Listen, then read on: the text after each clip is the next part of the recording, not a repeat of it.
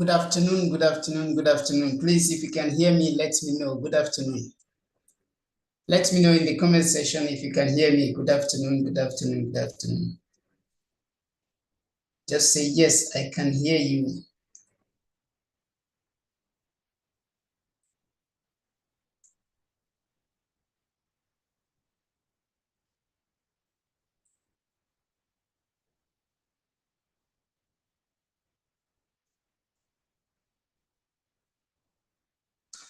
Good afternoon. Please let me know if you can hear me in the comment section, please.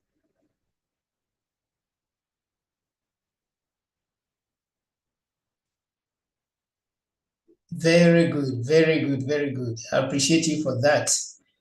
Good afternoon once again. If you are meeting me for the first time, my name is Frank. Welcome to Driving School Tutorial. So today we are going to answer some questions together.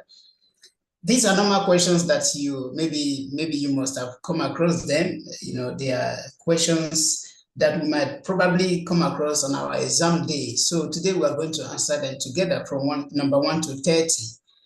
And please just try your best to score, as much as possible. If you can score 30, I really appreciate that. How many of you is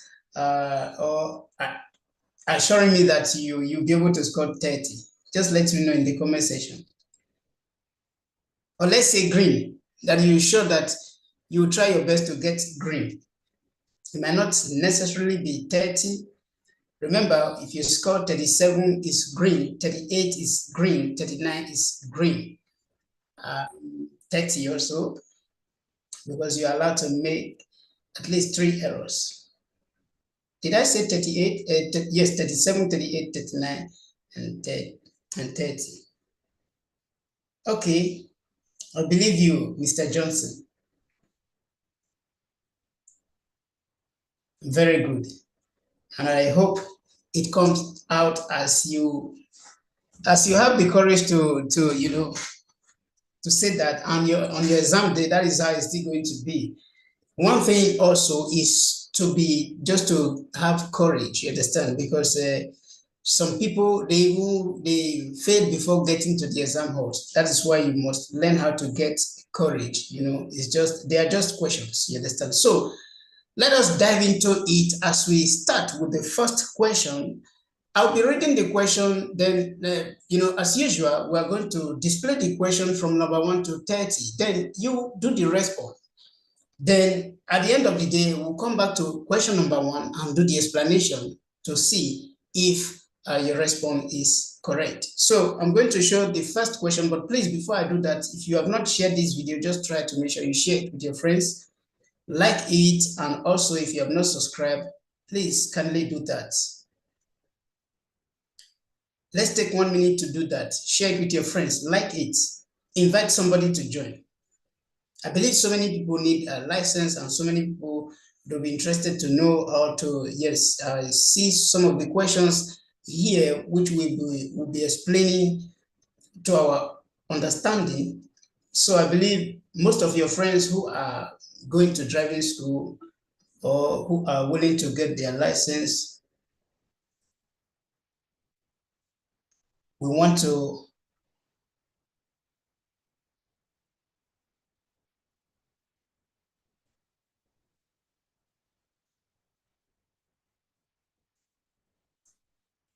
Okay, so let's start with the question number 1. Thank you for sharing the video. Thank you for inviting somebody to join. I appreciate you as you do so. Let's start with the question number 1, which is what we are having here. It says, la distanza minima di sicurezza se si viaggia a 130 km/h deve essere di circa 36 metri. So what is our response to this question number 1?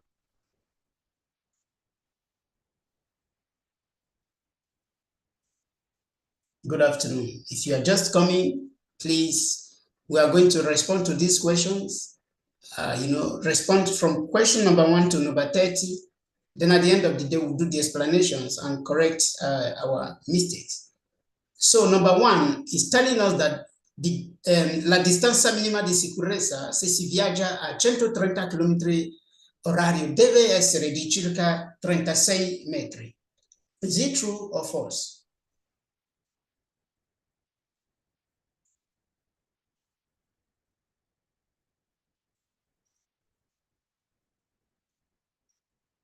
La distanza minima di sicurezza se si viaggia a 130 km orario deve essere di circa 36 metri.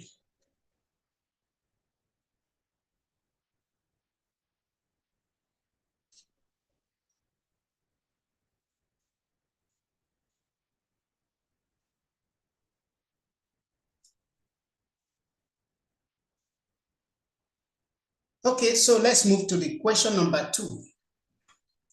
Question number 2 says, la patente di categoria BA abilita a condurre autotreni composti da un autoveicolo di massa massima autorizzata fino a 3.500 kg che trena un rimorchio di massa superiore a 3.500 kg.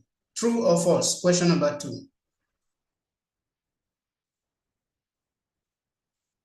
La patente di categoria BA abilita a condurre autotreni composti da un autoveicolo di massa massima autorizzata fino a 3.500 kg che trena un rimorchio di massa superiore a 3.500 kg.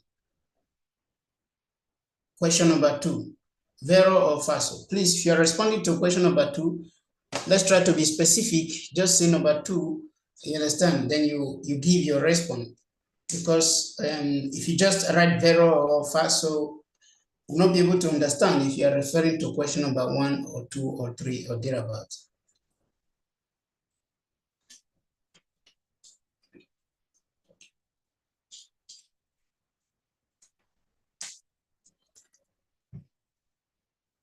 I'm yet to see response for the question number 2.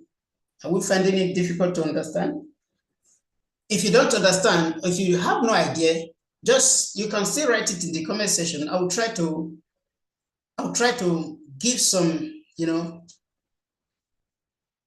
some deeper explanation, or let me say some light explanation, yes, because the deeper ones we'll do them later. So just try to throw some things in order to bring idea of what the question is talking about to you. So you can do that as well if you have no idea of what the question is talking about.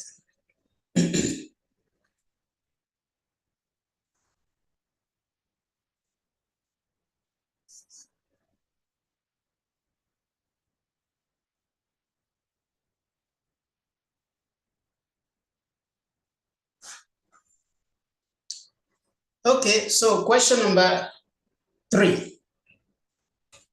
It says, nelle zone nelle quali gli spazi di sosta sono delimitati da segnaletica orizzontale, il conducente può sistemare il proprio veicolo anche fuori dall'apposito spazio, in bracket stallo, ad esso destinato a condizioni che la sosta sia di brevissima durata.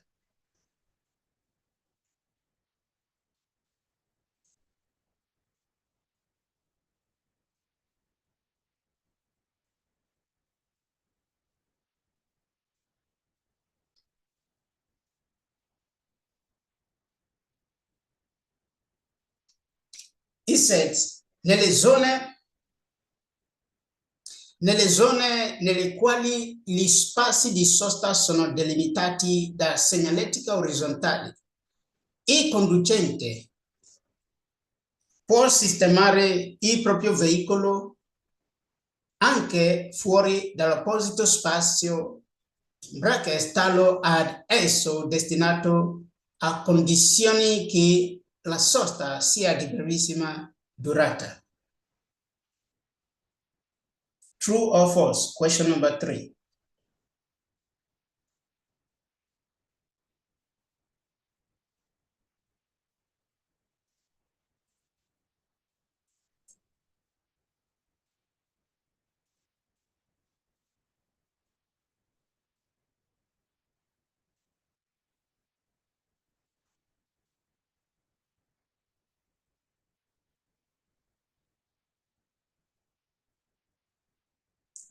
True or false? Question number 3.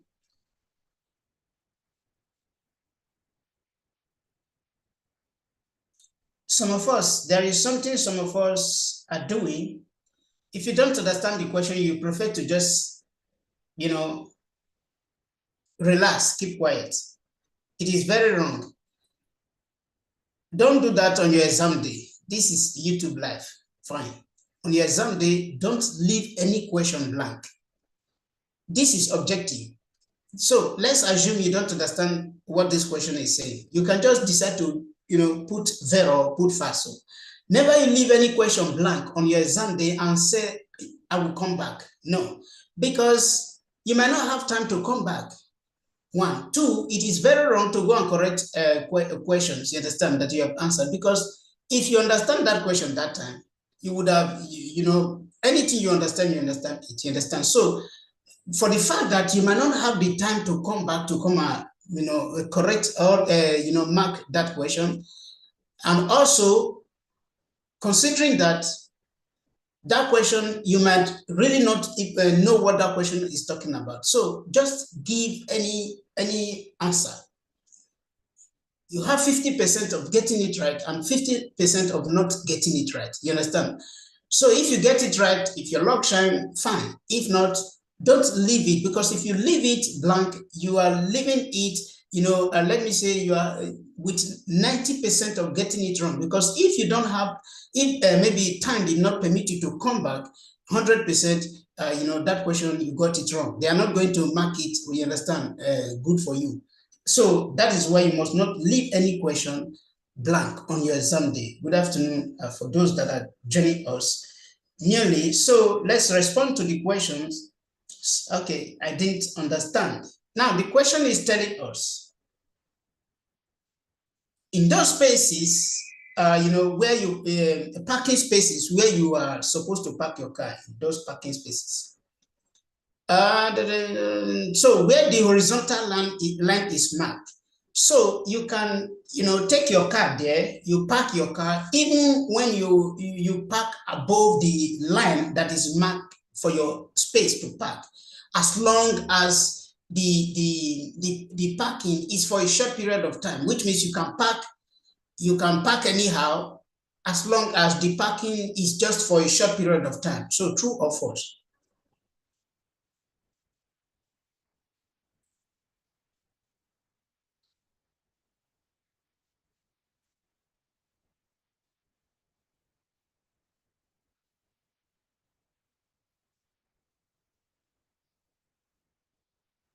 Okay, so question number 4. Question number 4 says, il panello integrativo raffigurato indica che il segnale al quale è abbinato vale nei giorni festivi. True or false? Il panello integrativo raffigurato indica che il segnale al quale è abbinato vale nei giorni festivi.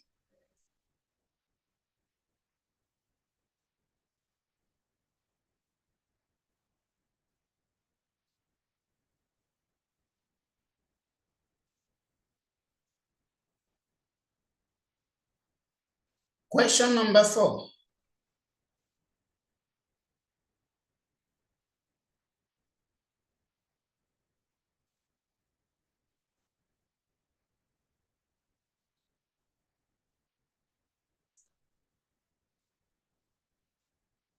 Il pannello integrativo raffigurato indica che il segnale a quale è abbinato vale nei giorni festivi.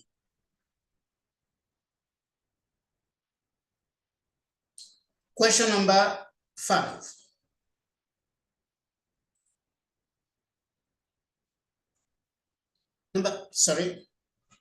Question number 5. It says, il segnale raffigurato precede un incrocio in cui non è consentito proseguire diritto o girare a destra.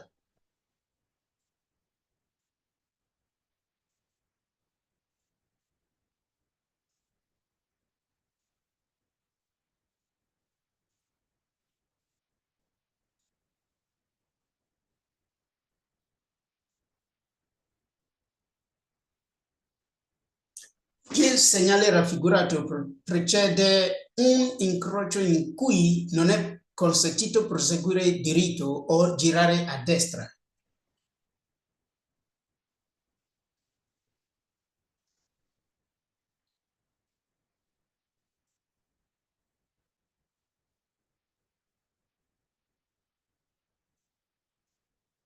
Question number 5.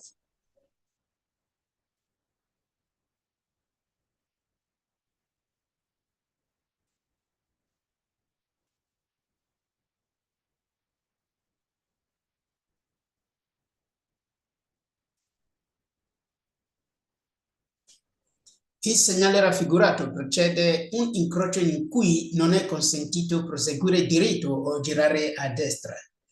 Question number 5. So let's move to question number 6.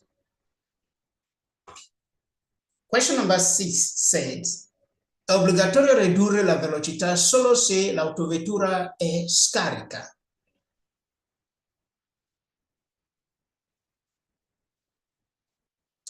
È obbligatorio ridurre la velocità solo se l'autovettura è scarica.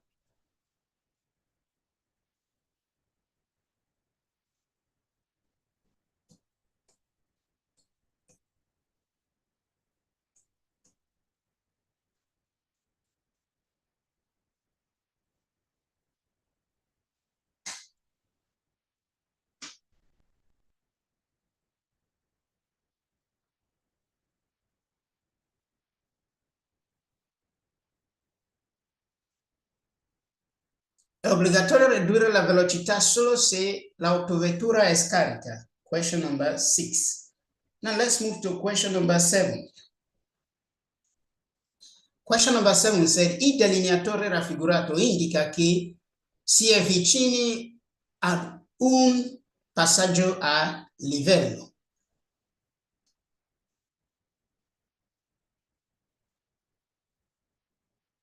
Il delineatore raffigurato indica che si è vicini ad un passaggio a livello.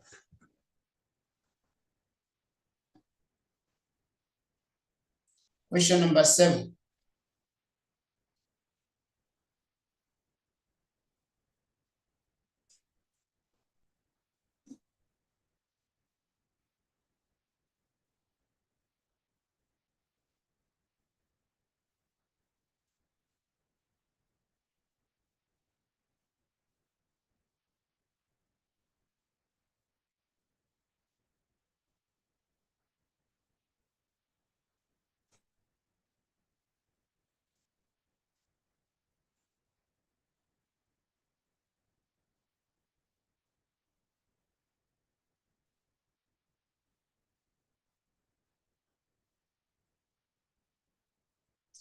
Question number 7.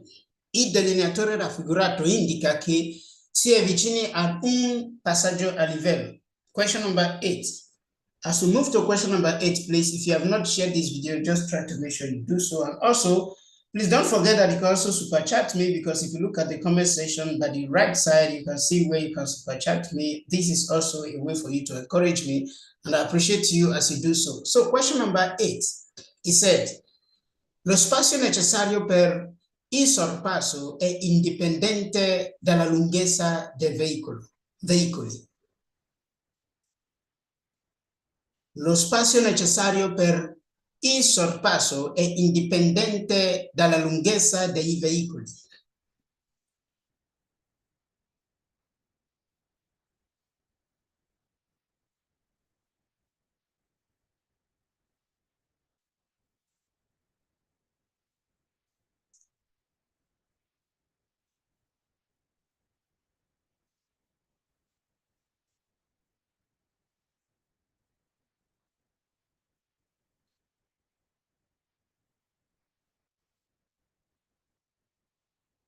Lo spazio necessario per il sorpasso è indipendente dalla lunghezza dei veicoli. Number 9, it says, la figura rappresenta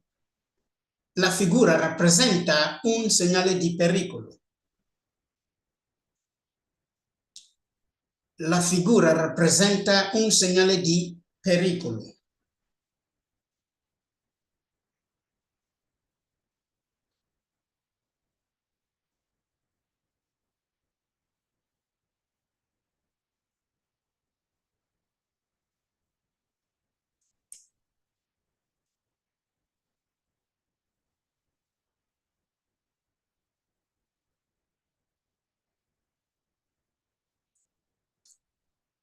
Then question number 10.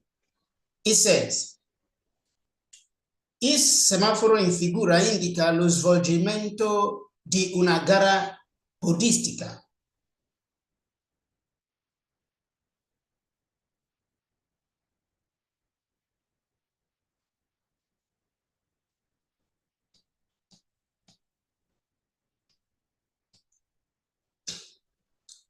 Il semaforo in figura indica lo svolgimento di una gara podistica.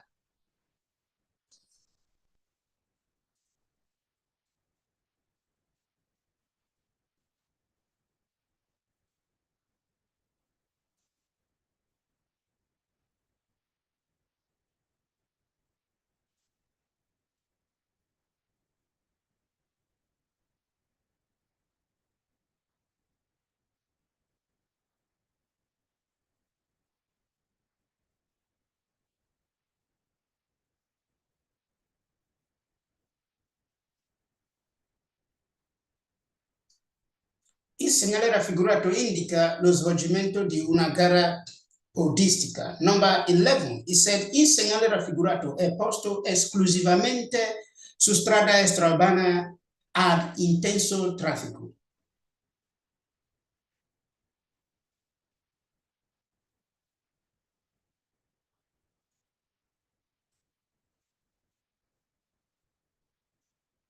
Question number 11. Il segnale raffigurato è posto esclusivamente su strada extraurbana ad intenso traffico.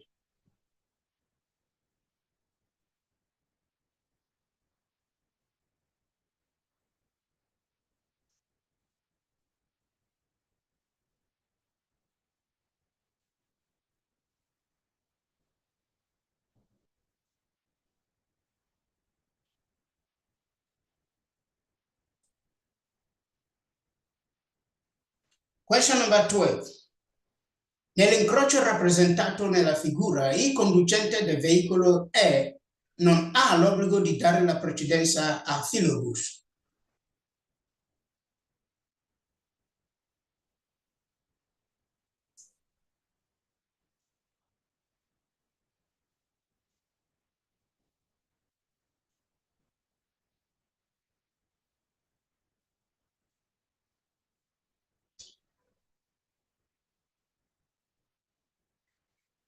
Nell'incrocio rappresentato nella figura, il conducente del veicolo E non ha l'obbligo di dare la precedenza a filobus.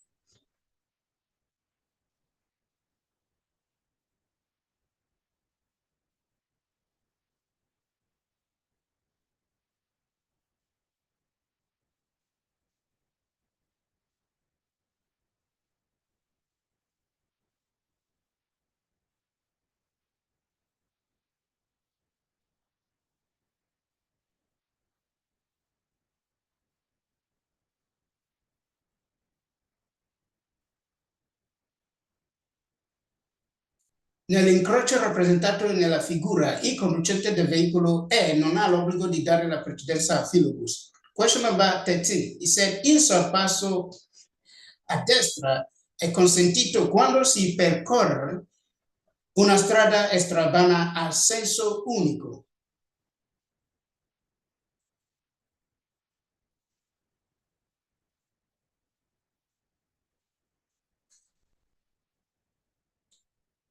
Il sorpasso a destra è consentito quando si percorre una strada extraurbana a senso unico.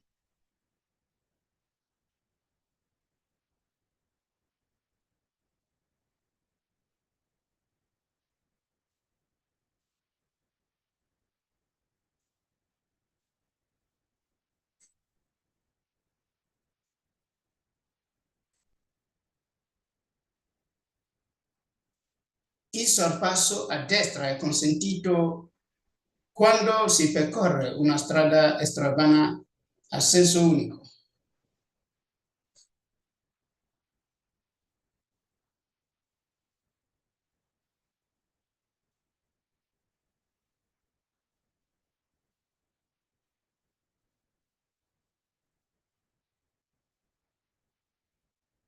Okay, question number 14. It said, il segnale raffigurato indica una strada sterrata.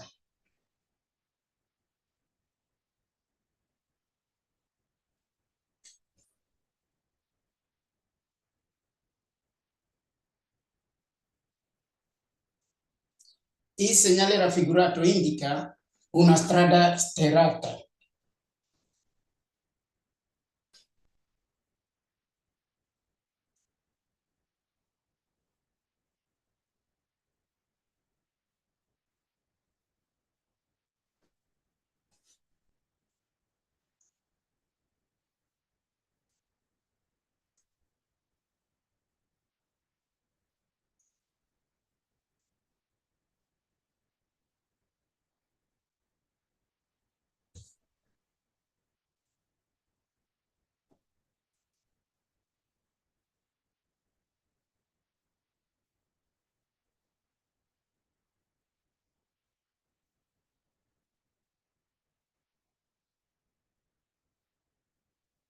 Okay, question number 15. It says, l'isola di traffico in figura indica una zona dove è possibile la sosta dei veicoli.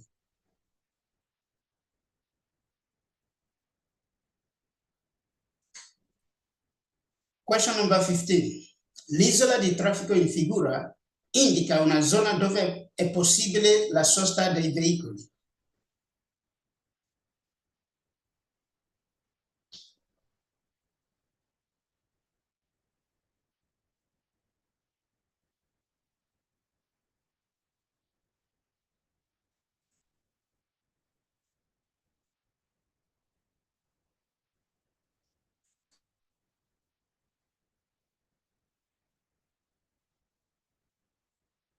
L'isola di traffico in figura indica una zona dove è possibile la sosta dei veicoli. Number 16. Se quando i vigili si dispone con le braccia aperte verso le nostre direzioni come in figura, si può svoltare ma non proseguire diritto.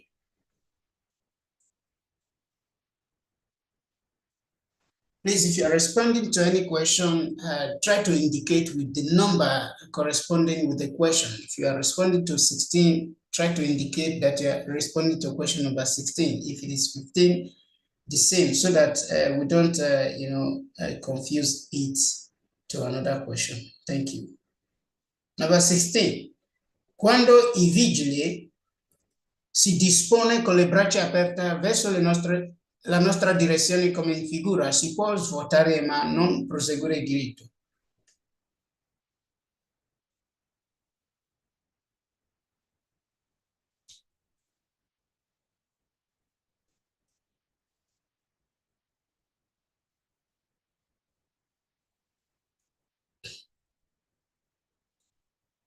Question number 17. It said, il segnale raffigurato indica una pista ciclabile.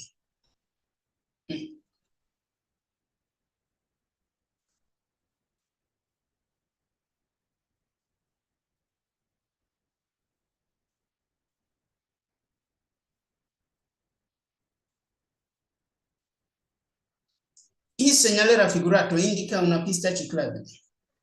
Vero o falso? Question number 17.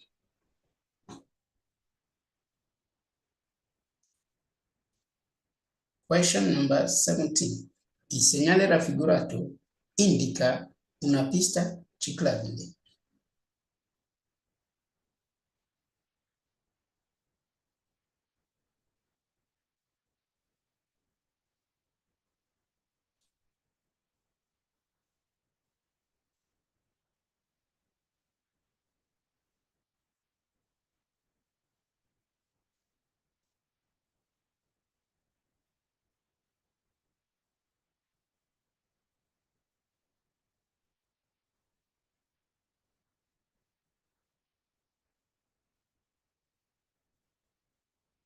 Il segnale raffigurato indica una pista ciclabile.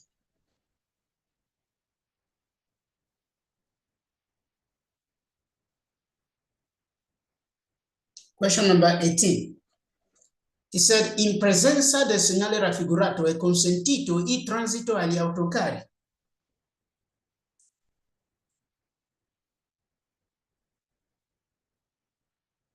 In presenza del segnale raffigurato è consentito il transito agli autocarri.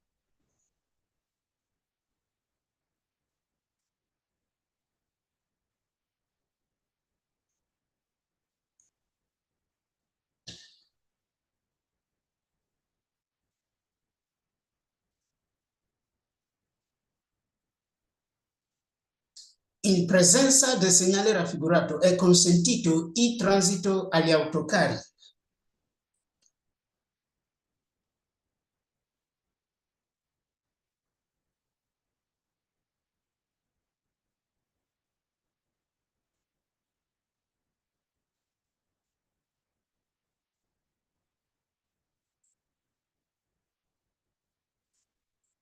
Then question number 19.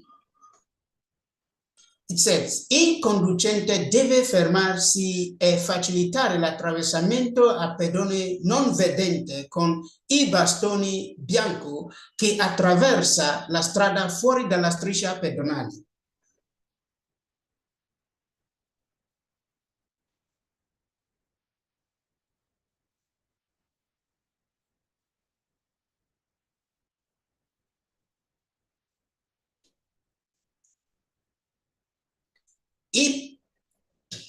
Il conducente deve fermarsi e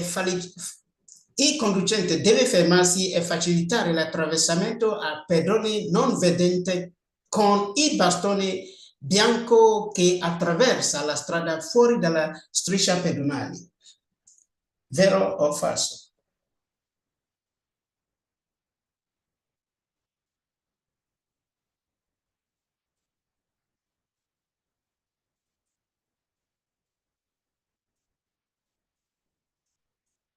Question number 19.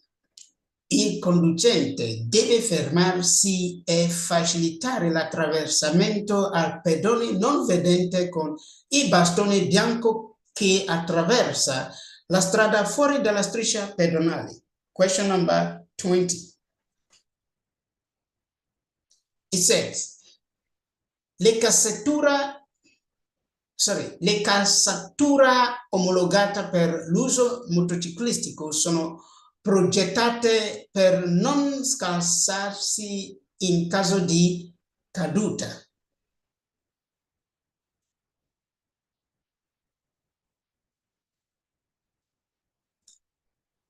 Le calzature omologate per l'uso motociclistico sono progettate per non scalzarsi in caso di caduta.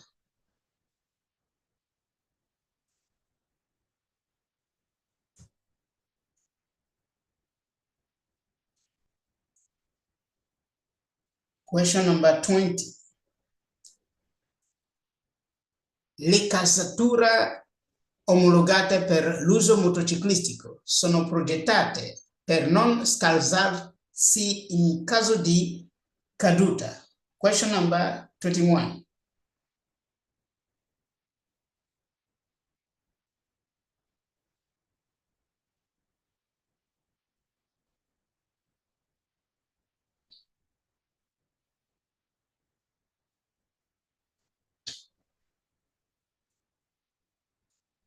Le calzature omologate per l'uso motociclistico, what they are saying is, what the question is telling you that those shoes that are made for motorcyclists, that they are, projected in a way to protect them from getting injured. Let me summarize it like that. Getting injured. Let me say peeling their skin. You understand? True or false? Calzatura is talking about those shoes.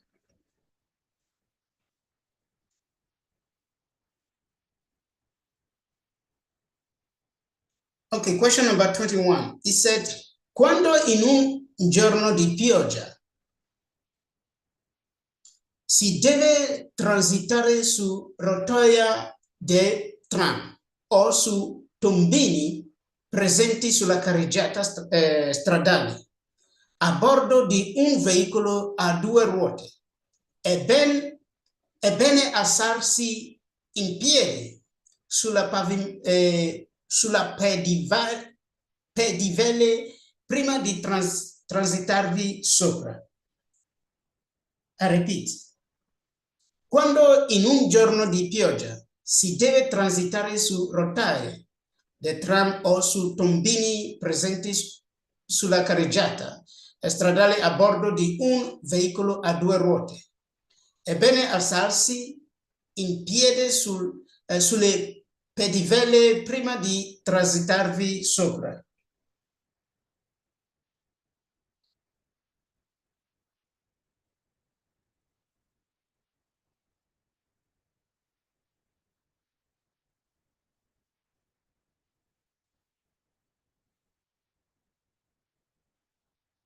Quando in un giorno di pioggia si deve transitare su rotaia del tram e su tombini presenti sulla carreggiata stradale a bordo di un veicolo a due ruote, è bene alzarsi in piedi sulle pedivelle prima di transitarvi sopra. Question number 22. Nella polizza assicurativa contro il rischio di furto o incendio, il risarcimento dovuto non può essere superiore al valore che il veicolo aveva al momento in cui è stato rubato o ha preso fuoco. Number 22. Nella polizza assicurativa contro il rischio di furto o incendio, il risarcimento dovuto non può essere superiore al valore che il veicolo aveva al momento in cui è stato rubato o ha preso fuoco.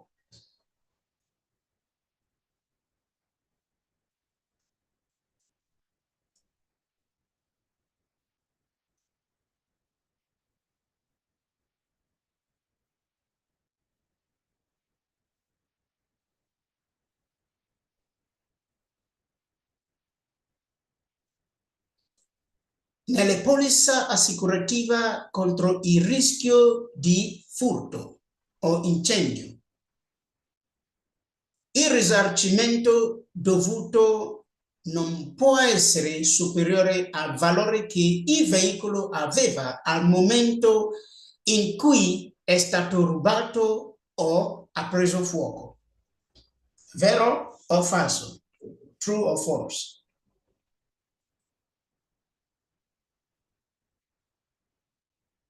Question number 23. It says, una frenatura poco efficiente o squilibrata può essere causata dalla differente pressione di gonfiaggio dei pneumatici dello stesso asse.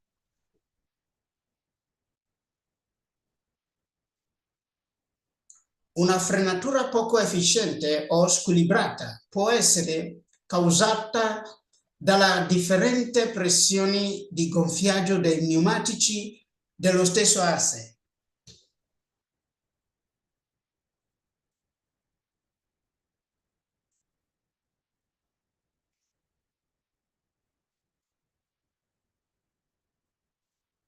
Question number 24. Il fenomeno dell'acquaplaning aumenta nelle carreggiate a forte pendenza laterale.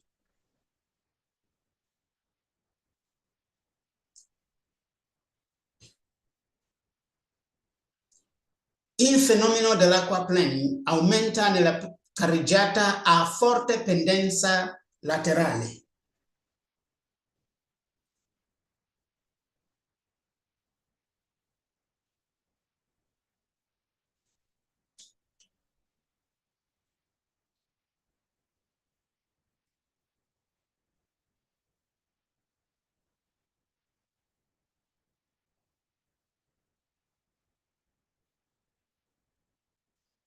Il fenomeno dell'acquaplaning aumenta nella carreggiata a forte pendenza laterale.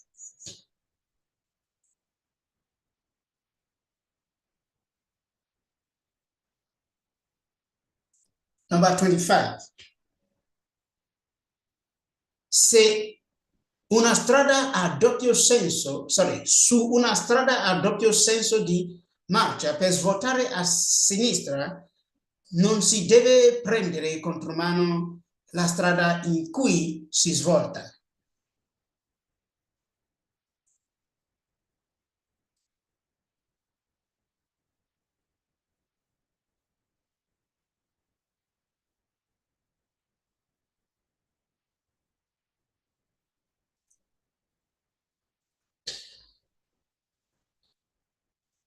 Su una strada a doppio senso di marcia per svoltare a sinistra non si deve prendere contromano la strada in cui si svolta.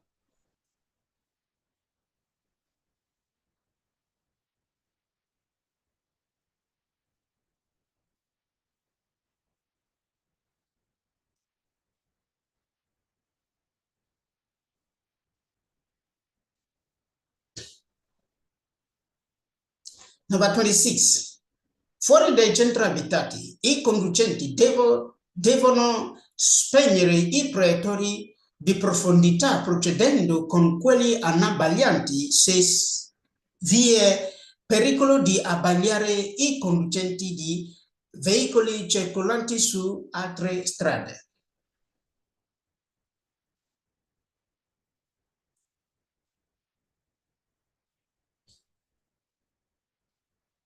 Fuori dai centri abitati, i conducenti devono spegnere i proiettori di profondità procedendo con quello anabbaglianti se vi è pericolo di abbagliare i conducenti di veicoli circolanti su altre strade.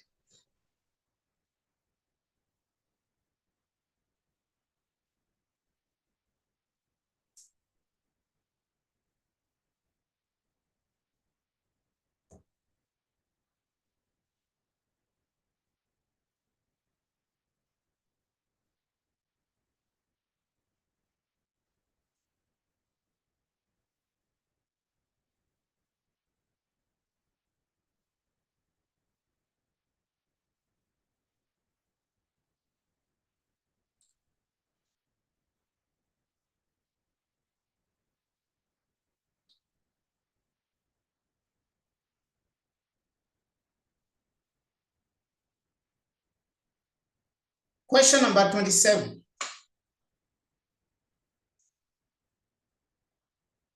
It says, per effettuare le operazioni di presegnalazione con il segnale mobile di pericolo è vietato al conducente scendere dal veicolo e circolare sulla strada senza indossare il giubbotto ad alta visibilità. Vero o falso? True or false?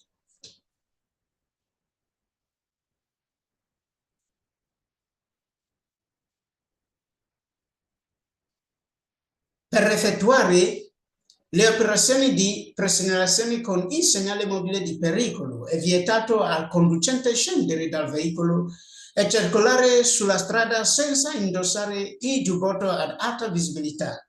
Vero o falso? What is our response?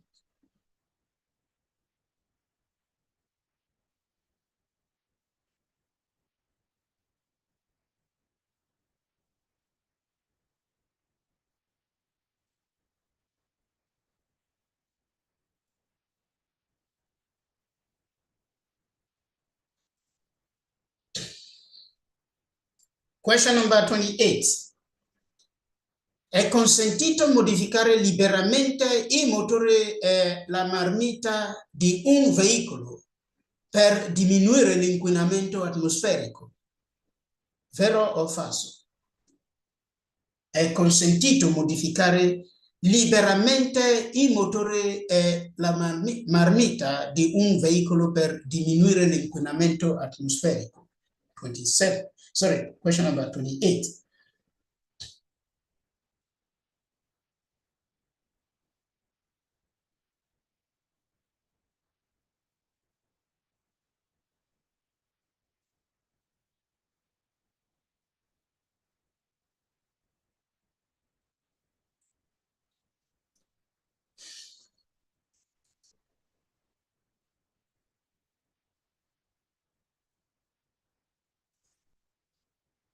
È consentito modificare liberamente i motori e la marmita di un veicolo per diminuire l'inquinamento atmosferico. Question number 29. It said, un conducente che ha assunto una quantità eccessiva di bevande alcoliche non può recuperare velocemente l'idoneità alla guida, specie se ha assunto anche dei farmaci.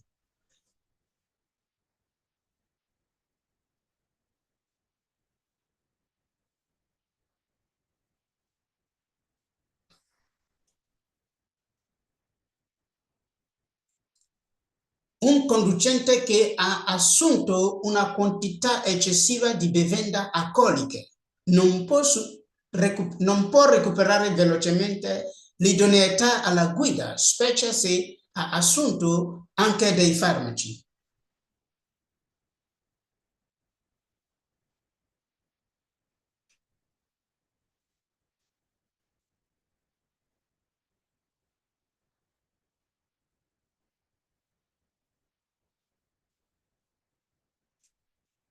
Un conducente che ha assunto una quantità eccessiva di bevande alcoliche non può recuperare velocemente l'idoneità alla guida, specie se ha assunto anche dei farmaci.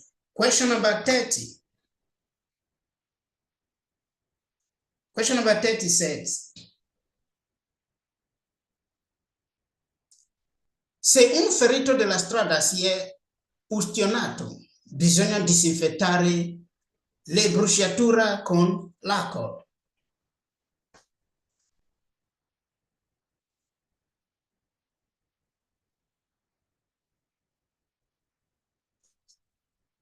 Se un ferito della strada si è ustionato, bisogna disinfettare le bruciature con l'acqua.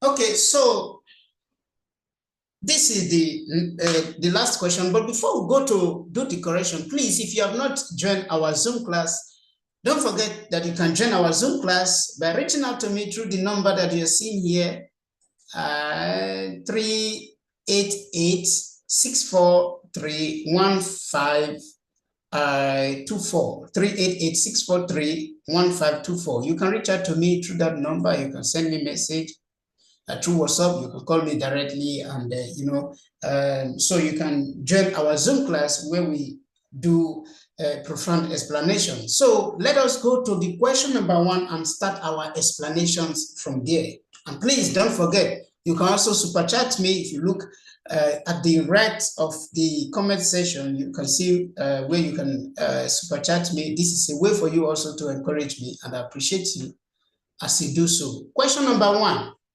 It says, la distanza minima di sicurezza se si viaggia a 130 km/h deve essere di circa 36 metri. And I like, the way so many of us responded to this question, especially those of you that are in our class, which I really appreciate. So what you do, whenever they give you this kind of, this kind of value, this is the velocity that you are traveling on. You understand? So take that velocity, cancel the first zero. Now we are having 130. Now cancel the first zero, multiply it by 3. When you multiply it by 3, any value that you got. Sorry, let me write it well. I think the write-up is not 130 kilometers per hour. So you cancel the first zero, multiply what you have by 3. Then any value that you got. For example, here, if you multiply 130 by 3, I think you are going to get 130 by 3, you are going to get 39. Sorry, I said 130. 13 times 3, sorry. 13 times 3, you are going to get 39, because you remove the first 0. You understand? Then it gives you 39. Now take note. When it gives you 39, 39 is what is giving you. Now remember, if you add 1 to 39, it will give you 40. You add 2 to 39, it will give you 41. You add 3 to 39, it will give you 43, right? If you add 4 to 39, it will give you 43, 40. If you add 1, sorry, let me repeat. If you add 1 to 39, it will give you 40. If you add 2 to it, it will give you 41. If you add 3 to it, it will give you 42. If you add 4 to it, it will give you 44. So you add 4 to it. If you have the value here, your answer is correct. If you don't have that value there, now remove from it. You understand? You also remove, 4 from it. For example, if you remove 4 from 30, if you remove 1 from 39, it will give you 38. If you remove another one, it will give you 37. If you remove another one, it will give you 36. If you remove another one, it will give you 34. So, did I say, sorry, 39, if you remove 1 from it, 38, 37, 36, 35, sorry, not 34. So, if this value is 35, your answer is 0. If it is 36, it's 0.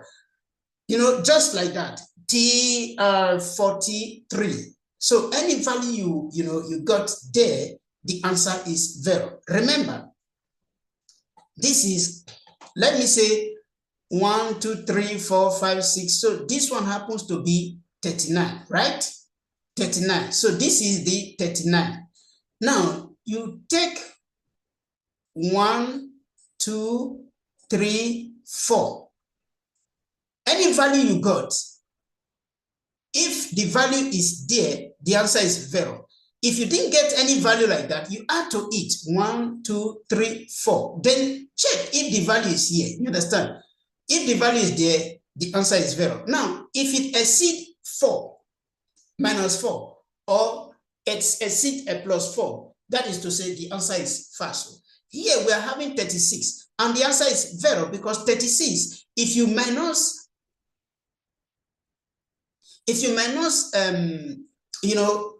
4 from 39, you see that you have 36 inside. You understand? I don't know if we are understanding it. For those of us who don't understand it, please let me know in the comment section if you don't understand anything. So the trick is that remove the first 0, multiply what you have by 3. You multiply it by 3. If you multiply it by 3, in this case, we'll be having 39. Now, add 4 to it. If you add 4 to this 39, it's going to give you 43. You understand?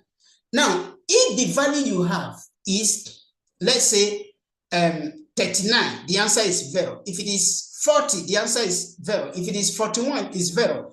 42 is 0. 43 is 0. Sorry, 39, 40, 41, 42, 43. Yes, so 43 is 0. But if it was 44, the answer is false. Okay? Now, the same thing. Here you don't have a 36 yet here. So what we are going to do is to remove from it. Now, if we remove 1 from 39, it's going to give us 38. You understand? 38, sorry, 38. Then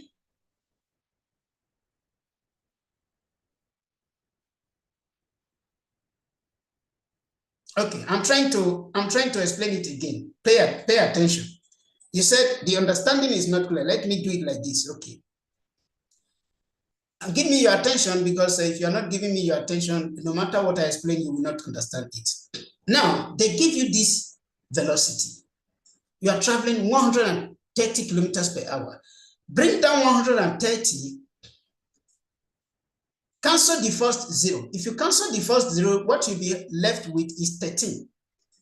Multiply 13 by 3. Don't ask me how I get 3. If you want to know how I get 3, join our Zoom class. I will explain to you how I get 3. Multiply the 13 by 3. If you multiply 13 by 3, if you do it with your calculator, it's going to give you 39. Now, it gives you 39. If you add 4 to 39, what are you going to have? You are going to have 43, right? Then, if you minus 4 from 39, what you are going to have is 35, right? You are going to have 35. You understand? So, sorry, I'm not supposed to write it there. You're going to have 35. So, between 35 and 43, any value you have there, any value you have here, if it's present in that, in that middle, yes, the answer is 0. Now, you can see now that you have 35, 36. So, if this answer was 35, the answer is 0. If as is 36, now the answer is 0. If it was 37, it's 0. If it was 38, it's 0. If it was 39, it's 0. If it was 40, is 0. 41, 0. 42, 0. 43, 0. If it was 44, it's false. You understand? If it was 44, it's false. So, between 35 to 43, if what you got here is inside, the answer is 0. In this case, we have 36.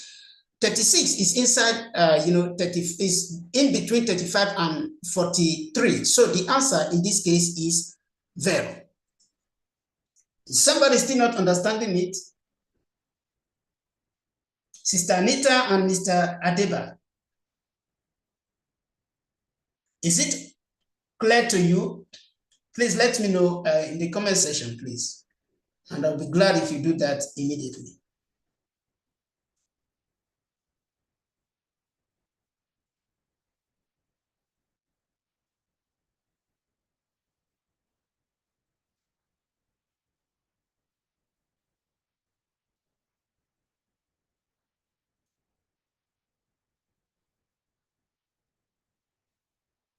Okay, so I'm not getting the response. Okay. Okay, yes, understand. I understand now. I understand. Okay, very good. Now that you said you understand now, I want to really show whether you understand it. Please give me the response to this answer. If I change this place,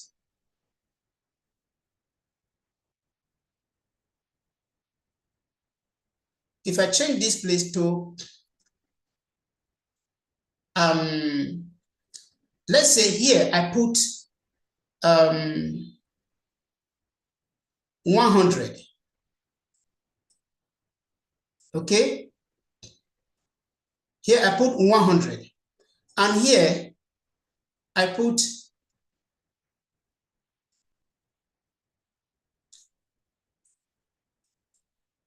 I leave it like this, 36. What will be the answer to this question?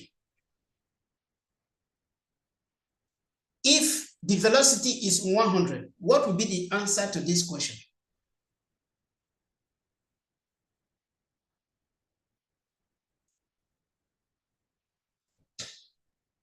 I'm trying to modify the question and to test our understanding, especially those of us who didn't understand it before. If, for esempio, la distanza minima di sicurezza se si viaggia a 100 km/h deve essere di circa 36 metri. So what is our response?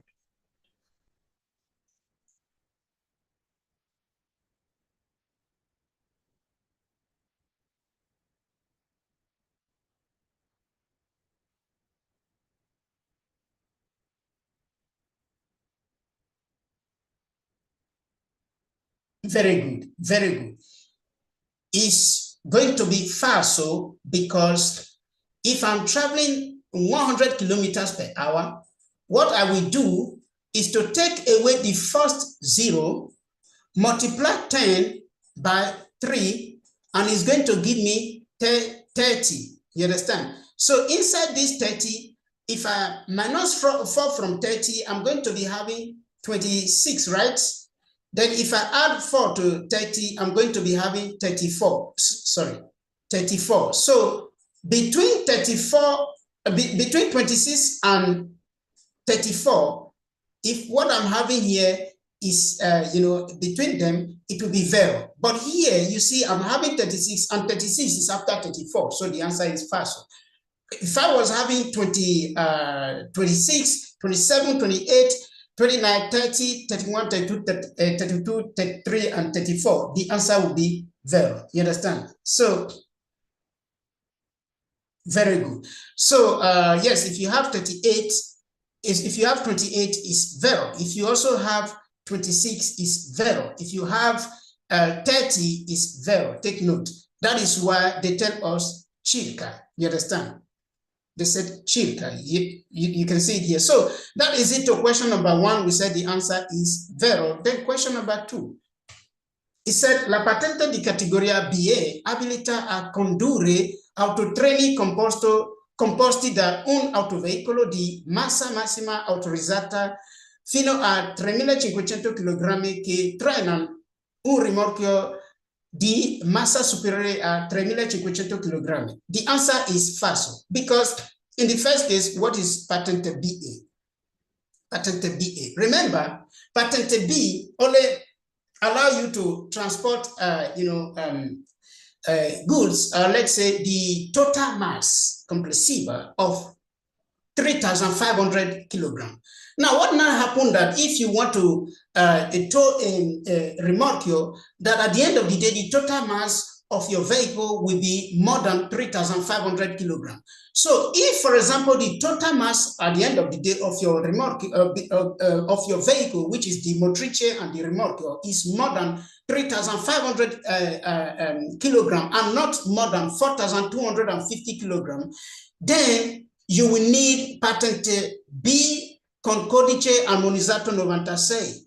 That is when it is not exceeding 4,250 kilograms. Then you need Patente B with the 96 code. You understand? But what happened when you are towing, when you maybe the load that you want to tow, the remorque that you want to tow is 3,500 kilograms. And your vehicle is 3,500 kilograms. Then you will need Patente BE. Remember, vehicle, autovettura. You understand? So that at the end of the day, the total mass will not exceed 7,000 kilograms. You understand? But here they are referring to autotraining or autotraining. Autotraining, no. What remember, autotraining, what forms autotraining is when you have a lorry plus a remorque that is more than 3.5 tons. So the two of them, combination of them, make autotraining, which your Patente B is not allowed to drive autotraining. So using autotraining here, it makes the answer false. If here was autovettura, the answer would have been 0. You understand? So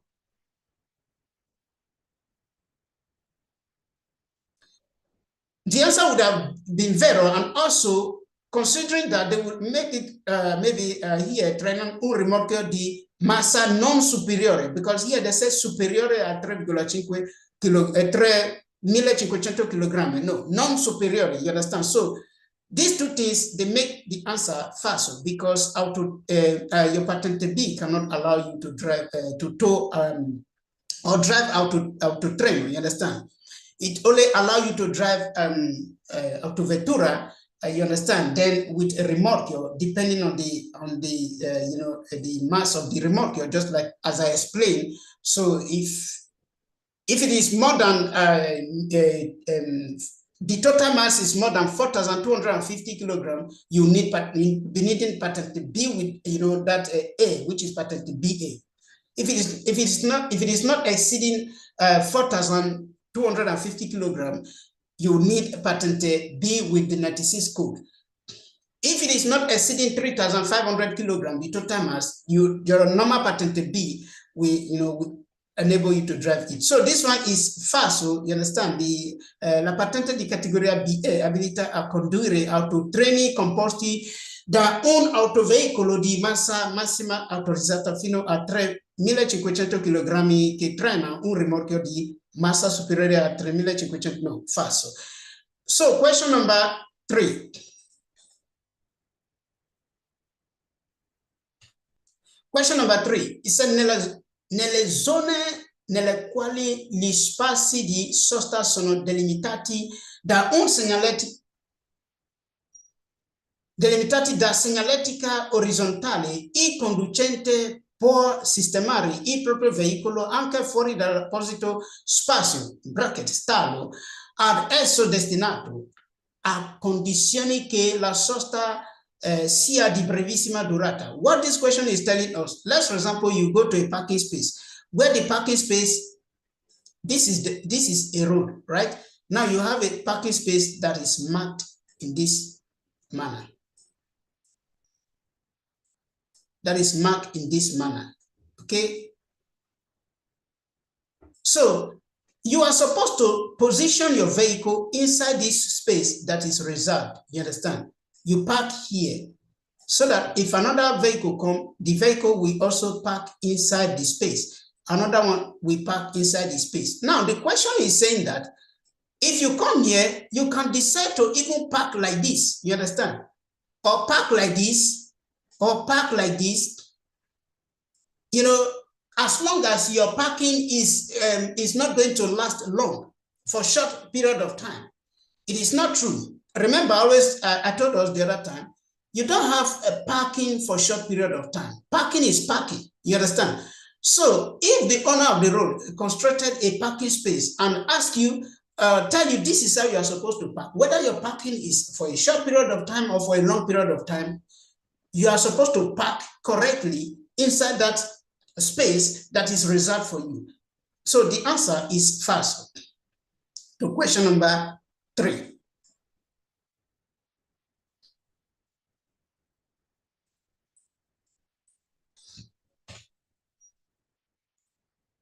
Question number 4, it said, il pannello integrativo raffigurato indica che il segnale a quale è abbinato vale nei giorni festivi.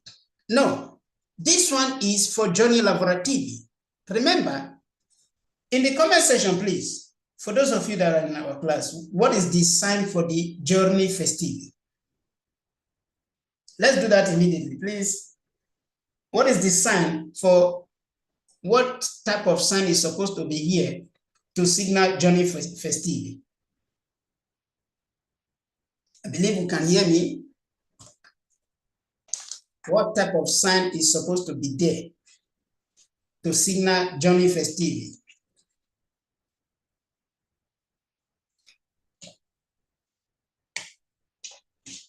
Very good. Molto bene. So, if it was giorni festivi, here you should be having a sign like this, you understand? In a cross form, you understand? This one is for giorni festivi, and this one is for giorni lavorativi. Very good, very good. I appreciate you for that. So, that is why the answer is false. So, the sign here, the panel, according to what they are telling us, il pannello integrativo raffigurato indica che il segnale a quale è abbinato vale nei giorni festivi. So this panel here, if it is attached to any sign, maybe divieto sign or obligation sign, that the validity is for holidays. No. This one is for working days and not for holidays, and the answer is false. Then question number 5. It said, il segnale raffigurato procede un incrocio in cui non è consentito proseguire diritto o girare destra. Yeah, girare a destra. Yes, it is true, because this is a Vero. This is a notice sign that is telling me that, hey, Mr. Frank, in the next junction, you don't have the possibility to turn right or to go straight. You understand? I only have to turn left. The only direction left for me is left. So there is no possibility of me turning left or, turning right or going straight. So the answer is Vero. Number 6. It said è obbligatorio ridurre la velocità solo se l'autovettura è scarica. No, this is falso. It's telling you that you can only reduce your velocity if your vehicle is discharged. Discharge of what? In the first case, is it electric vehicle? No, it's false. You understand? We know so many conditions where we are obliged to reduce velocity. Maybe in terms of rainfall, snow, danger, and so many other things. So not because of our vehicle is discharged. So the answer is false. Number seven said il delineatore raffigurato indica che si è vicini ad un passaggio a livello. Please, if you don't understand anything, just let me know in the comment section. I would really appreciate that. So, il delineatore raffigurato indica che si è vicini ad un passaggio a livello. No, this sign is not telling me that I'm close to a level crossing or train track.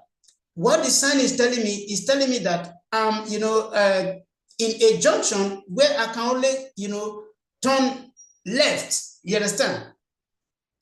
That there is no possibility of me going straight or turning right. You understand? So it is not true that it indicates a train track or level crossing. So the answer is false. Number 8. Question number 8 said lo spazio necessario per i sorpasso è indipendente dalla lunghezza dei veicoli. Now, what they are telling us is that, for example, if I want to overtake this vehicle, you understand?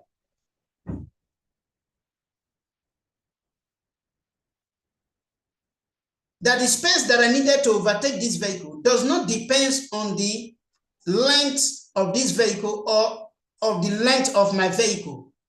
It is not true, because let's assume both of them, they are truck overtaking each other, or this is autovettura, a car that is overtaking auto train. You see that I need a longer space to cover before I overtake that auto train. Or the same with maybe auto articolato, you understand? So the longer the vehicle is, the longer I need a space to be able to carry out that overtaking. So the space that I needed to overtake a vehicle depends on the length of the vehicle also. So the answer is false, because they are telling me that it does not depend. Lo spazio necessario per il sorpasso è indipendente dalla lunghezza del veicolo. No, falso. It depends on the length of the vehicle also. So the answer is false to question number 8. Number 9 says, la figura rappresenta un segnale di pericolo. Yes, it is true. This sign represents a danger, danger, you understand? Danger sign, because this is danger warning sign that is telling me that, in 150 meters time, I have a level crossing with barriers, you understand? So the answer is vero. It represents a warning, a danger warning sign. Then number 10 said, il semaforo in figura indica lo svolgimento di una gara podistica. No, it is not true that this sign, for example, it said, il segnale raffigurato indica lo svolgimento di una gara podistica. Gara podistica means, for example, all those race, you understand? All those race, all those, yes, when people are running competition, let me use that word, running competition. So that is not what the sign is telling us. It's telling me that if I'm a pedestrian, then I need to pay attention to this sign. If it is green, yes, I can cross. But if it's red, I can stop. If it's yellow, I already engaged the junction. I need to quickly liberate the junction. But if I've not engaged the junction, I need to stop. So it is not telling me about a running competition. So the answer is false. Question number 11. Number 11 said, il segnale raffigurato è posto esclusivamente su strada extravana ad intenso traffico. No, this is falso, because the question is telling us, falso, yes. Please, anytime you come across this word, what you first need to do is put only here, only, which is You understand? Only or solely thereabout. Because this question is telling me that this sign here is placed only in a road outside, only on a road outside inhabited area with, traffic congestion or traffic jam. You understand? Or hold up, as you might call it, as you can understand it.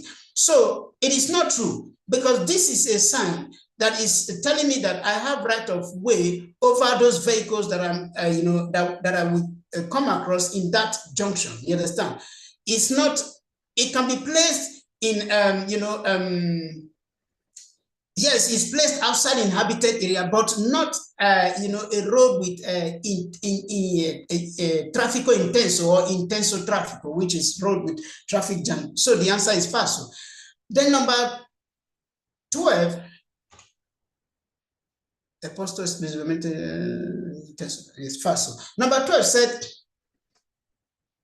nell'incrocio rappresentato nella figura, il conducente del veicolo non ha l'obbligo di dare la precedenza a filobus. Let us look at it. This is my pen. So it said the driver of vehicle E don't have the obligation to give right of way to filobus. Where is filobus? This is filobus. Please, what is the order of passage in this intersection?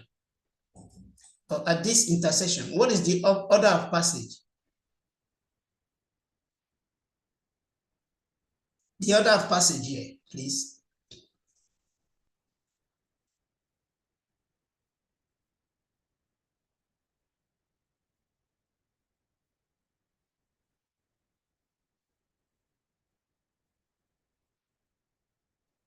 What is the order of passage here?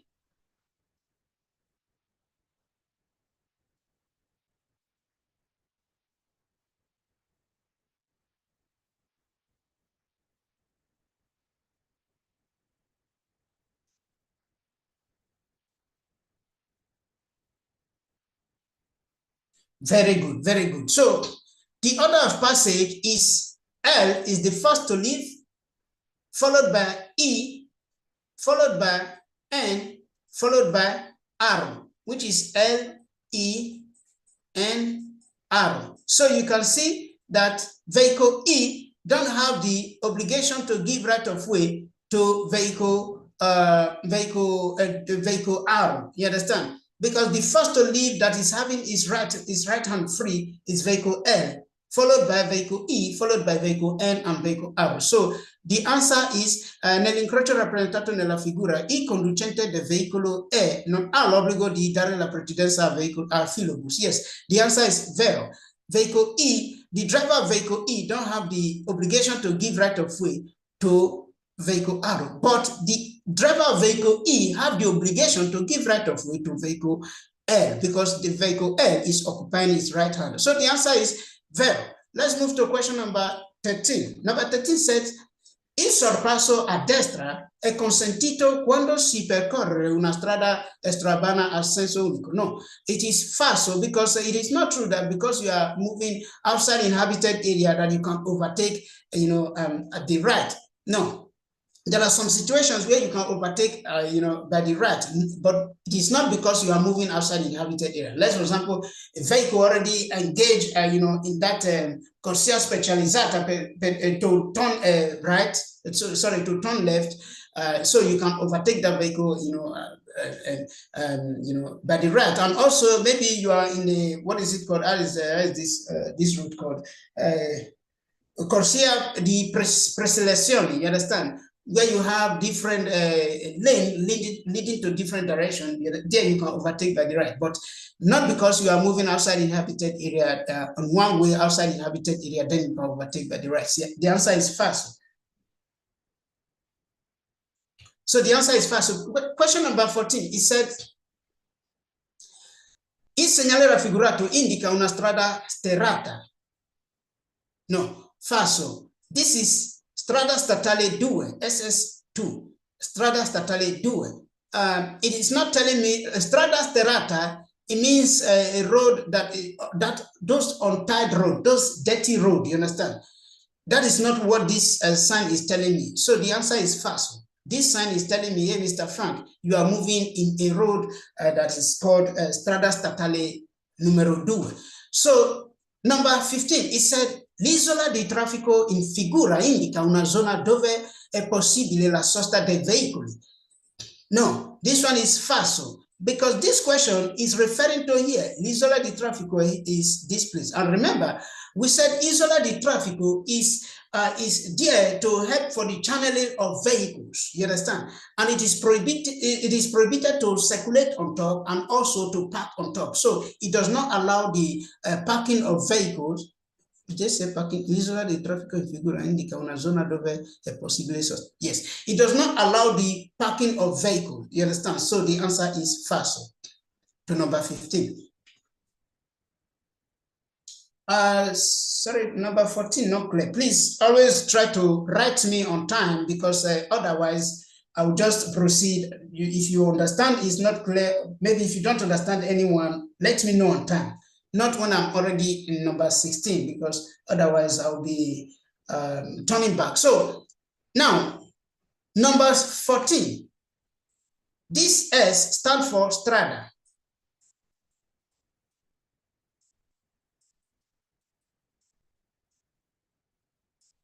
This one stands for statale.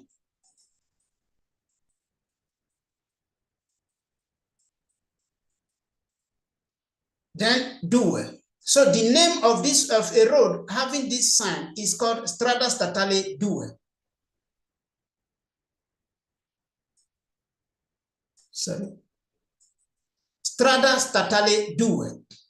Now, the question is telling you that il segnale raffigurato indica una strada sterrata. That is, that the sign indicates a dirty road, a road that is not tied, road filled with mud and those things. You understand? And that is not what the sign is saying. You understand? Because strada sterrata means a dirty road. It means a road that is not tied, road where you have all those rubbish. You understand? So that is not what the sign is saying. You understand? Because the sign is telling me that this is a state road number 2, Strada Statale Numero 2. That is where the answer is false. So I believe it's clear. This one is clear now.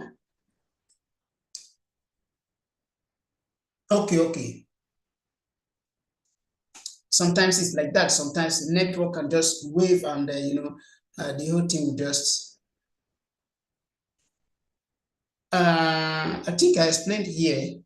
But however, number 16 said l'isola di traffico in figura indica una zona dove è possibile la sosta del veicolo.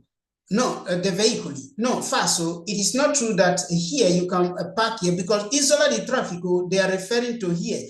And this place, remember, they said isola di traffico is there for the channeling of vehicles, to direct vehicles where they are supposed to go, you understand? And it is prohibited to park on top and also to circulate on top. So it is not true that you can park on top. The answer is falso. So number 16, it said, quando il vigile si dispone con le braccia aperte verso la nostra direzione come in figura, si può svoltare ma non proseguire diritto. Now, take note. It said, quando il vigile si dispone con le braccia aperte. What I would like you to know, in the comment section, please, let me know. When vigile open its arm straight to you like this, what color is it in a traffic light?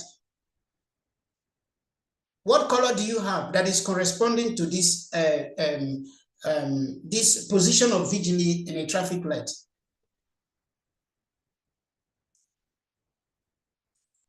What color? What color? What color? What color?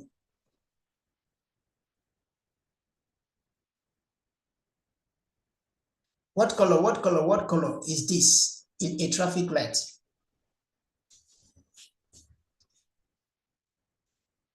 When a vigile open its arm straight like this towards you, what is the color in a traffic light?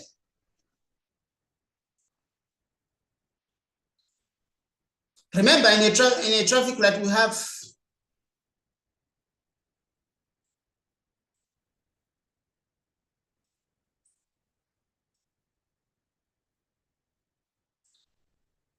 let me do it like this.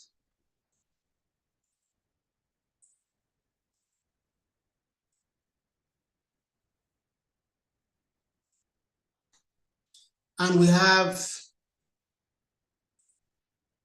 this yellow, it can be fixed and it can be lampeggiante. You understand? Flashing. So the position of this vigil here is equal to a red traffic light. So just try to always remember, when you approach a junction regulated by a traffic light and the traffic light is red, are you allowed to turn whether left or right or straight or move an inch or thereabout? So that is why, if you can be able to remember it like this, you will understand that this question is FASO. Because what the question is telling us that is that when you, when a vigili open its arm stretched towards you like this in a traffic light or in a junction, that you can turn, which is you can turn right or you can turn left. You understand? Because it said you can si puoi svoltare, ma non proseguire diritto, but you cannot continue straight. Now, does any traffic light allow you to turn whether left or right? The answer is no. Once it is red, then you have to stop. So it is not true that when a traffic agent opens his arm straight like this towards you, that you can turn. The answer is FASO. You cannot turn anywhere. You cannot go straight. You just need to stop and wait for the green light. So the answer is FASO to number 16. Number 17 said, il segnale raffigurato indica una pista ciclabile. This one is FASO. It's not indicating pista ciclabile. This one is indicating attraversamento ciclabile, that is there. You understand? It is an indication sign that indicates where that attraversamento ciclabile is. It's not indicating pista ciclabile. The one of pista ciclabile is round with is blue and also is round. You understand? Round in shape. So the answer is FASO to this question number 17. Number 18 said, in presenza del segnale raffigurato è consentito il transito agli autocarri. Yes, because this sign, remember, when you have a sign like this, that sign is referring to what is drawn inside. Here we have bus that is drawn inside. So it's referring to buses. If we are having rat that is drawn inside, it's referring to rat. If we are having dog, it's referring to dog. What am I trying to say? What is drawn inside is what the sign is referring to. So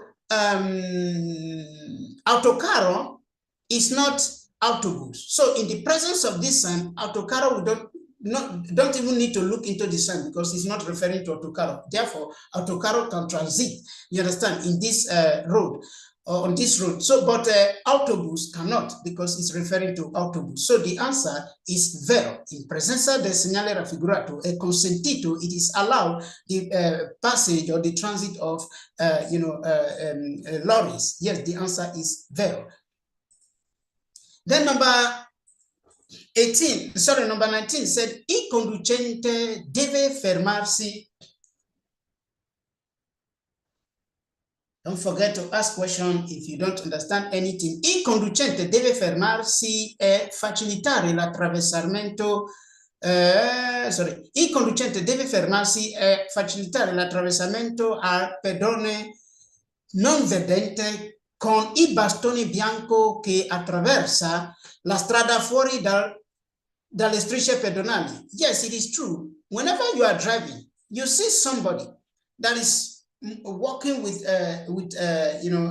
walking stick, and this walking stick is having the color under it. You will see white. You understand? It means that this person cannot see, but he can hear. You understand? So then you need to stop, even when this person is crossing outside the pedestrian crossing. You slow down and stop. Don't stop in a way to frighten the person. You understand? Slow down, progressively and stop. Allow the pedestrian to cross road. You understand? So the answer is vero. Then number 20 said, le calzature omologate per l'uso motociclistico sono progettate per non scalzarsi in caso di caduta. Yes, it is true. All those shoes that are, those shoes that are produced for those cyclist people to drive their motorcycles, they are projected in a way that in case of any fall, it will protect them from, getting those part of their legs or bodies peeled. You understand? So the answer is vero. It protects them from that. The answer is vero. Then number 21 says,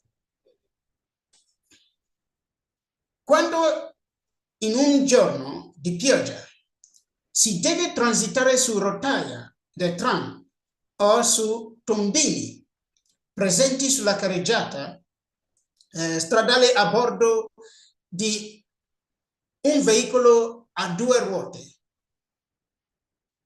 è bene alzarsi in piedi sulla pedivelle prima di transitarvi sopra. Now, for example, you see all those tracks where all those trams used to pass, and also all those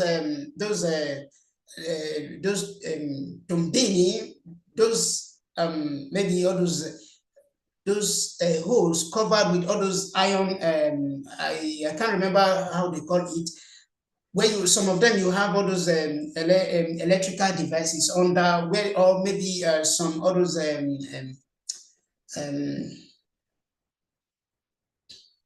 others plumbing things, or maybe some of them, they use them to cover irrigation. You understand? Maybe sometimes you see that they are repairing the road, they open that distance to repair the road, or maybe to free the road, maybe because they are having what is it called, a filter there, or some other devices that they constructed them there. So because they cover them, those materials, they are ions. You understand? So what the question is saying, that whenever you are coming, sometimes, I don't know if you have seen it, all those people driving motorcycles, sometimes they will stand on top of that, maybe stand to bend, to dodge maybe obstacles. So the question is telling you that whenever you come across this Tumbini and all those track for those tram, that you need to stand on top of those where you rest your foot on that machine in order to dodge the obstacle. It's not true. You need to sit down, hold your steering very well, and you don't need to swab. You understand? So the answer is falso. Quando in un giorno di pioggia, and the question is even referring during rainfall. Quando in un giorno di pioggia si deve transitare su rotaia del tram o su tombini presenti sulla carreggiata stradale a bordo di un veicolo a due ruote, è bene alzarsi in piedi sulle pedivelle prima di transitarvi sopra. No, you don't need to stand up before you transit on top of them. So the answer is falso. Number 22 says, nelle polizze assicurativa contro il rischio di furto o incendio, il risarcimento dovuto non può essere superiore al valore che il veicolo aveva al momento in cui è stato rubato o ha preso fuoco. Now, what they are telling us here is that, there is what they call casco. It's a type of insurance. Casco is not the helmet, okay? I think it's like this, right? Casco. Yes, this should be the write-up.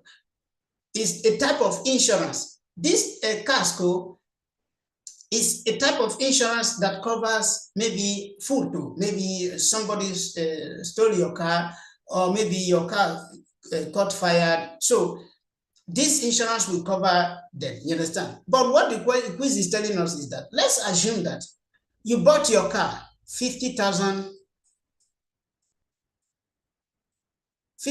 euros. You bought it last 2 years, 50,000 euros. And this car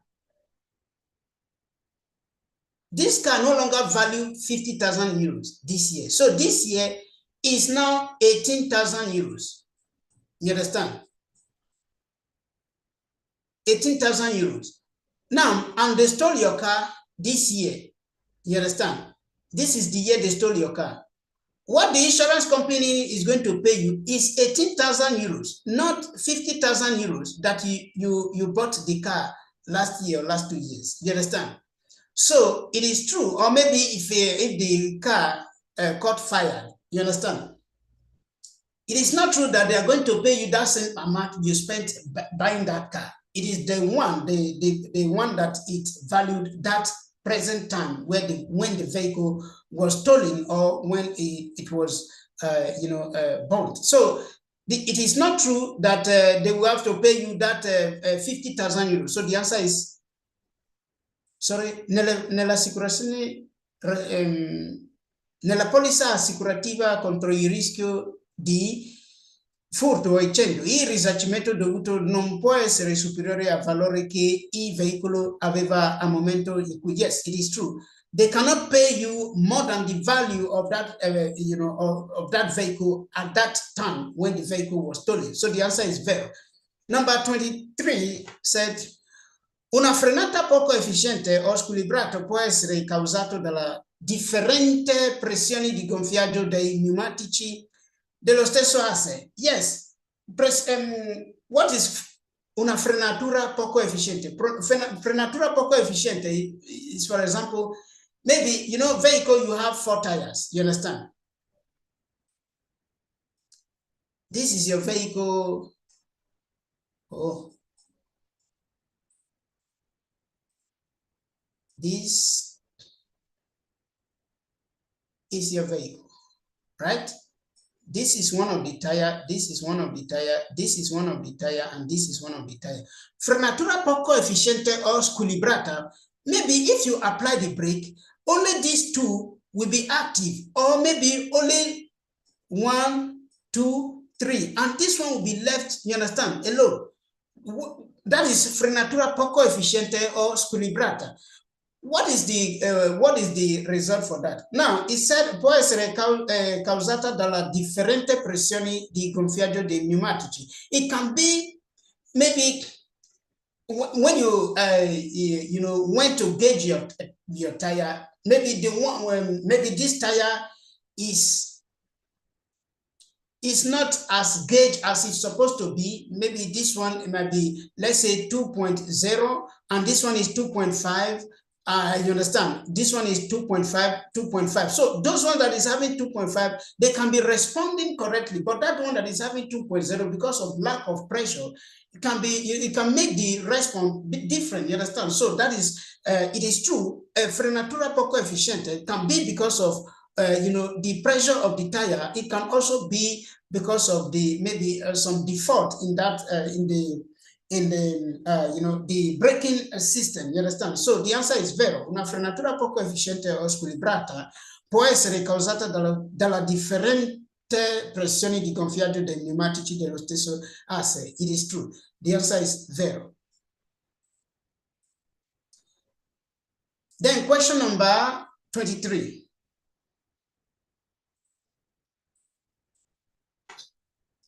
It said, il fenomeno dell'acquaplaning aumenta nella carreggiata a forte pendenza laterale. What is phenomena dell'acquaplaning? Phenomena dell'acquaplaning, for example, if you look at the tire of every vehicle, you see that inside that tire, they have a kind of, they have, what they call batistrada, you understand? You see the way they channel it. So why is it like that? This is to enable the escape of water, because remember, tire is plastic.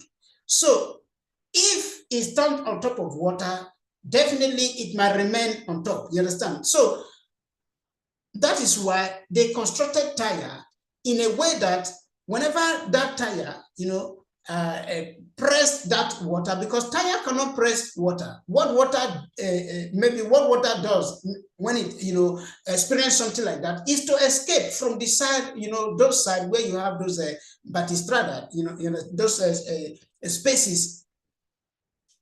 on top of that tire. Now, remember I said it is as a result of accumulation of water on the road. Now, they are referring to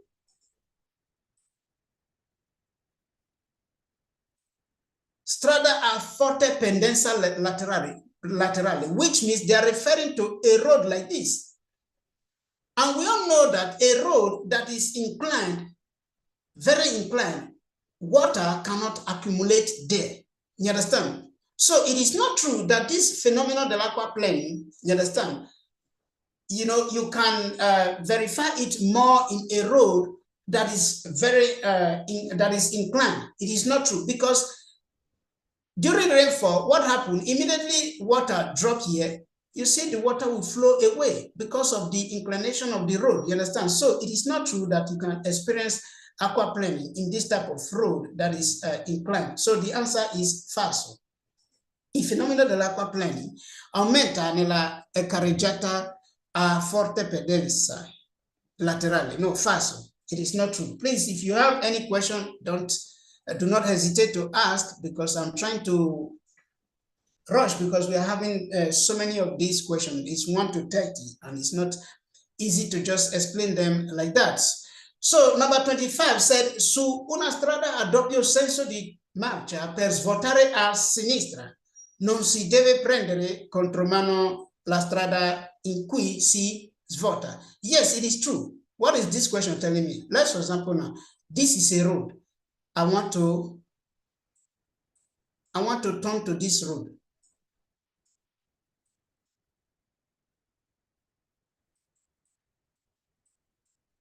Now, I want to turn to this road from here.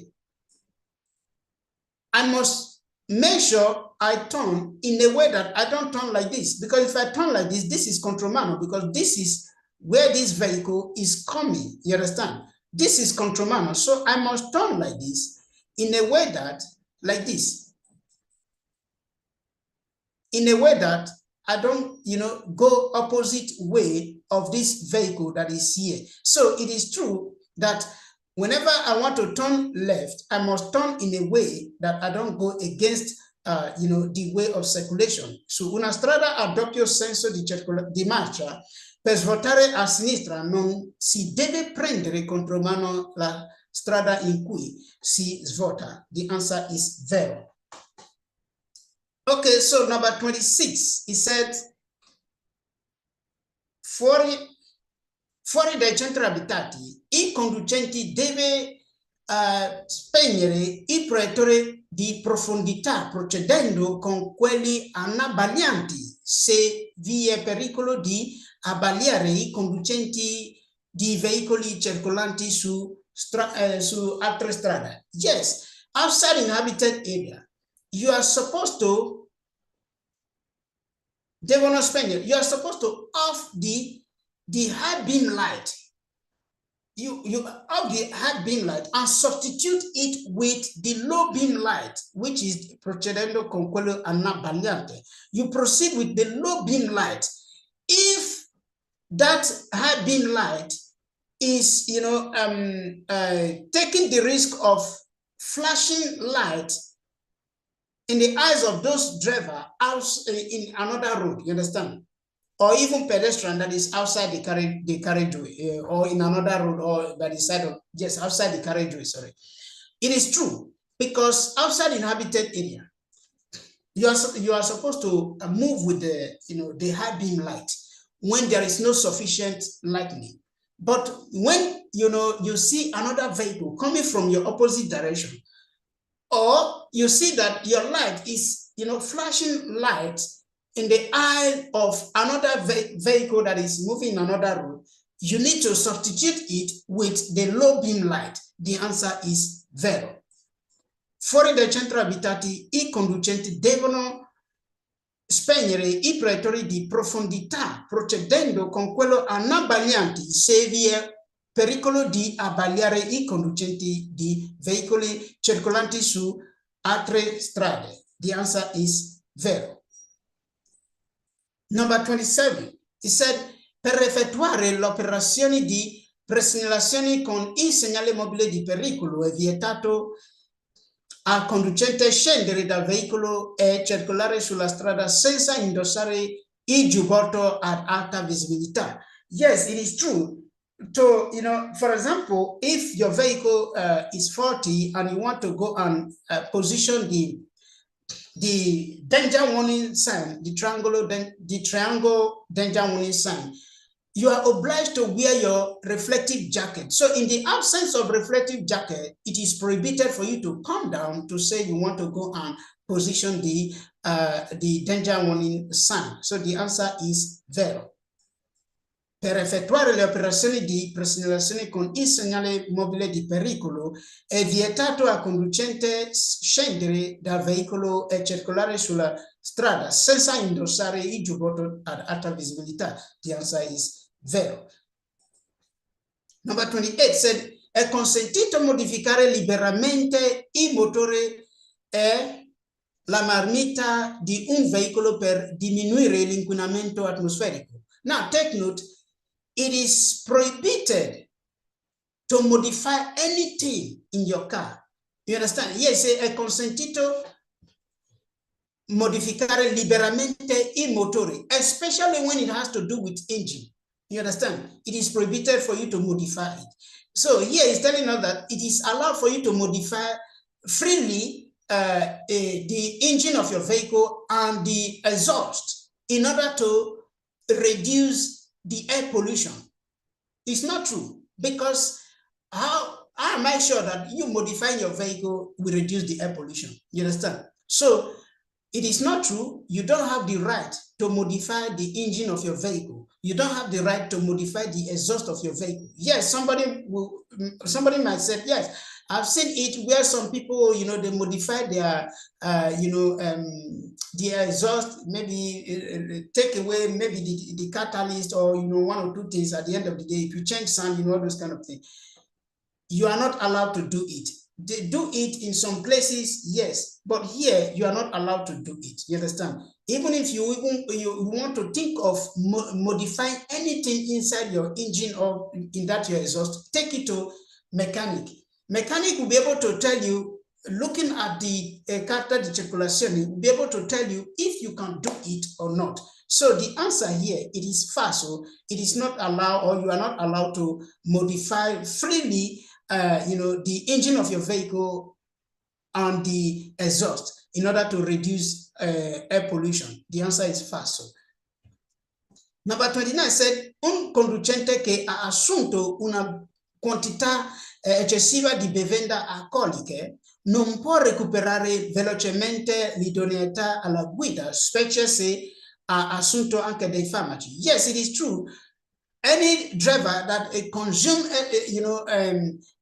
excessive volume of alcohol or excessive quantity of alcohol cannot quickly recover his eligibility to drive, especially if this same driver it takes some medicine or some anything to cool that thing down. You understand? It is not easy for that person to, or that person cannot quickly gain his eligibility to drive back. The answer is vero. Take note, if you, for example, you go to a party and you happen to drink as you are not supposed to drink, what are you supposed to do before you drive? Park, wait for some time. According to what they told us, that after some time, you can regain your eligibility to drive. So you just sleep. If you want to sleep somewhere, if you want to rent a hotel, or you have a friend, a place that you can sleep there. After some time, you can regain your eligibility to drive back. You understand? So it is not true that because you take some, maybe paracetamol, Panadol, whatsoever, then you can regain your eligibility back immediately. That is not correct. The answer is vero. So, un conducente che ha assunto una quantità eccessiva di bevanda alcolica non può recuperare velocemente l'idoneità alla guida, specie se ha assunto anche dei farmaci. The answer is vero. Number 30, that happens to be the last question. Please, I want you to post your, if you get all of them, or just post the number of the questions that you get, you understand, whether 30, 29 or thereabout. You just, I would like to know. So number 30 said, se un ferito della strada si è ustionato, bisogna disinfettare le bruciature con l'acqua. That is not true. Un ferito della strada ustionato means maybe a road victim that is burnt, you understand? That you need to disinfect that burnt part with alcohol. No, that is not true. You cannot disinfect, any road victim, you understand? So the answer is false. Then please, if you have not joined our Zoom class, you are free to do so. You can reach out to me through this number here, 388-643-1524. I don't know if we have questions that you'd like me to answer. Very good, very good. Very good. So I don't know if you have any question regarding these explanations or,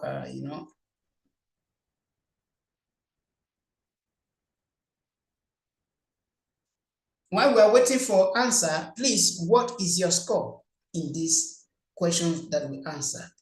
What is your scores? I would like to, I'm interested. I want to know.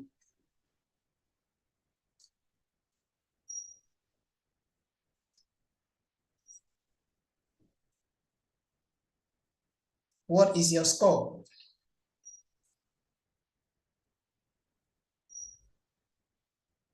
Very good.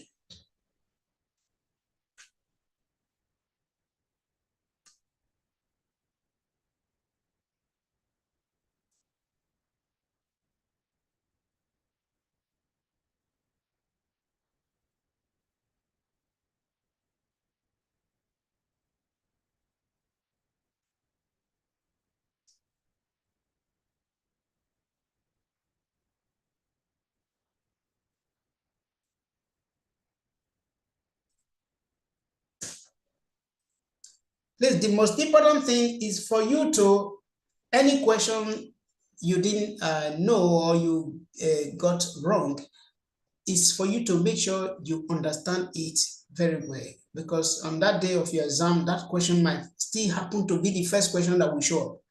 So you trying to know why you didn't get it right will really help you. So guys, this is where we are going to leave it for today. I'm not seeing any question here. It means that the explanations was well done. So, but if you still have any question, you can reach out to me. You can leave it in the comment section. This is YouTube Live. I appreciate you for your time. See you next time so that we can continue from where we stop. Have a wonderful day.